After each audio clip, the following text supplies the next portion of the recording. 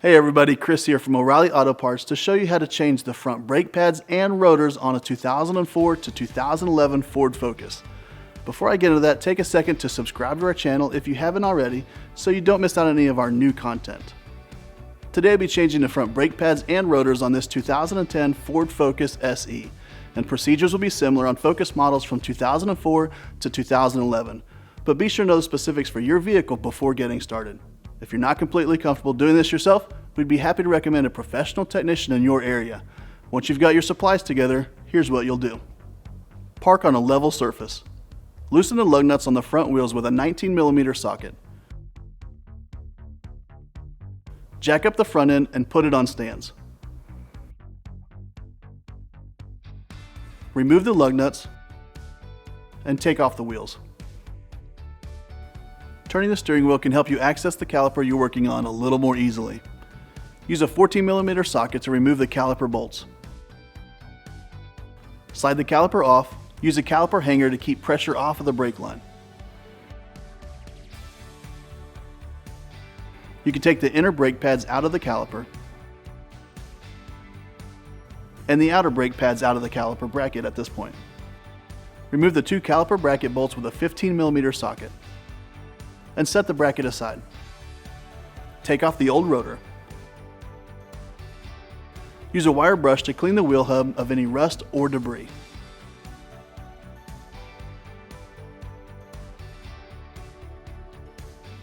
Remove the caliper guide pins, being careful not to damage the gasket. Clean the guide pins with brake cleaner and a rag. Then take out the old brake hardware. You can use your flathead screwdriver to pry the hardware off if needed. Use your brake cleaner to thoroughly spray down your caliper mounting bracket.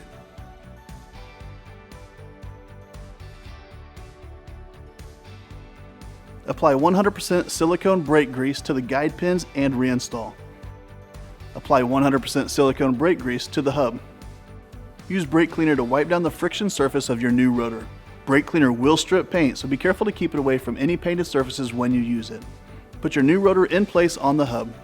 Use a lug nut to keep the rotor secure while you continue to work. Reinstall the caliper bracket with your two 15mm bolts. Torque those bolts to 98 foot-pounds. Now clean the exposed portion of your caliper piston with brake cleaner on a towel or rag. If the rubber boot is cracked or if there's brake fluid leaking, the caliper needs to be replaced.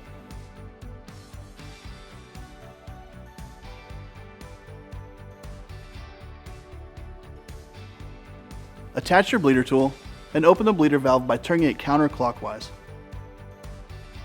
Compress the brake caliper with a C-clamp or brake caliper compressor tool.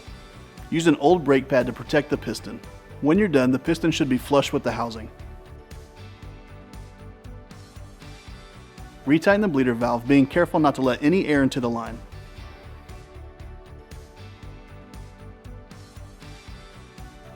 Now lubricate the contact points of your new brake pads. Be careful not to get brake grease on the pad or rotor friction surfaces. Put the pads in place in the bracket.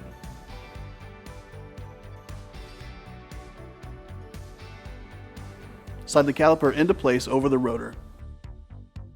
Don't forget to remove your caliper hanger from the wheel well. Put your caliper bolts back into place and use your 14mm socket to torque them to 21 foot-pounds. Reinstall the wheel and hand tighten the lug nuts so it's flush against the rotor. Except in unusual circumstances, you should always change pads and rotors in pairs, so repeat these steps on the other side. Lower the vehicle. Use 19mm socket to tighten lug nuts in a star pattern. Torque to 94 foot-pounds. Once the job is complete, before you drive anywhere, be sure to pump your brake pedal several times until you feel the pressure return. It should feel the way it did before the brake job. Some brake fluid was pushed out when you compressed your pistons, so check your master cylinder and add fluid as needed. If your brake pedal does feel spongy, you probably have air in one or both of your front brake lines. Here's a link to a video on how to bleed those lines to remove the air. To help break in the new components, it's a good idea to test drive your vehicle, slowing it 15 to 20 times from 50 to 30 miles per hour with moderate brake pressure, allowing the brakes to cool in between each slowdown. Try to avoid aggressive stops during the break-in process. Your brakes will probably smell after you've done this, and that's okay. If the odor persists past 500 miles or so, or if you have excessive dust on one wheel, you may have a stuck caliper. And that's it. You'll find everything that you need for this and other jobs at your local O'Reilly Auto Parts store or O'ReillyAuto.com. Our how-to videos are designed to help answer questions we get in our stores every day. If you found this one helpful, subscribe to our channel to get all the latest. We'll see you again soon.